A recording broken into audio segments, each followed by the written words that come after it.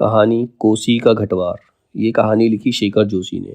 अब इस कहानी के अंदर बताया गया कि सामाजिक जड़ मनोविज्ञान के कारण अधूरे रहे अनाथ फौजी गुसाई और लक्ष्मा के कालातीत प्रेम की अद्भुत कहानी है। मतलब वो फौजी जो है इसलिए अधूरा रह गया क्योंकि उसे उसका प्रेम नहीं मिला, उसने शादी ही नहीं करी। और दूसरी तरफ जो उसकी प्रेमिका थी लक्ष्मा, उसने जब शादी करी तो उसका पति नहीं रहा था, वो अपने बच्चे के साथ अकेली रह गई। तो दोनों का प्रेम भी अधूरा रह गया और दोनों अकेले रह गए। तो ये एक ऐसी कहानी है।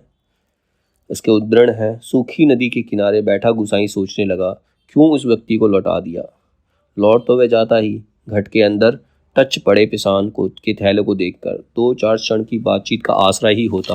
मतलब इतना वो हो चुका है, उसकी लाइफ ऐसी हो चुकी है कि कोई आते ही बात करने के लिए उसके पास नहीं है। तो उसने सोचा कि वो बंदा आ रहा था कुछ सामान लेकर के, मैं उसको नहीं भेजता तो वो यहाँ के वैसे भी वापस ही जाता, लेकिन थोड़ी देर बात तो करता।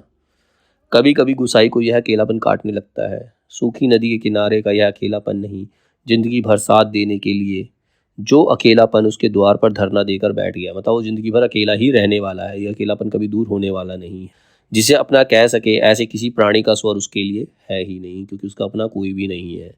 जिसके आगे पीछे भाई बहन नहीं, माई बाप नहीं, परदेश में बंदूक की नोक पर जान रखने वाले को छोकरी कैसे दे दे हम। लक्ष्मा के बाप ने कहा था। मतलब वो फौजी था, उसका आगे पीछे कोई रिश्तेदार नहीं था, तो लक्ष्मा के बाप ने उसको शादी के लिए मना कर दिया था कि तुम बाहर रहते हो, बंदूक की नोक पर रहते हो, तो हमारी बेटी का क्या होगा, उसको कौन देखेगा। तो इसीलिए उसकी शादी करने से मना कर दिया।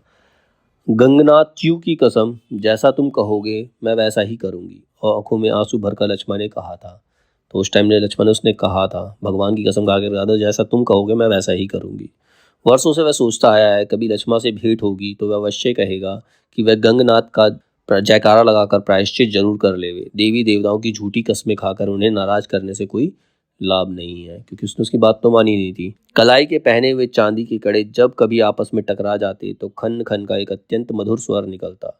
चक्की के पाट पर टकराने वाली काठ की चिड़ियों का स्वर कितना नीरस हो सकता है, यह गुसाई ने आज पहली बार अनुभव किया था। जब लक्ष्मा उसकी दुकान पर आई थी तो उसके कड़ों की आवाज़ सुनकर उसे ऐसा लगा कि आज एक नई ध्वनि उसको सुनने को मिली है।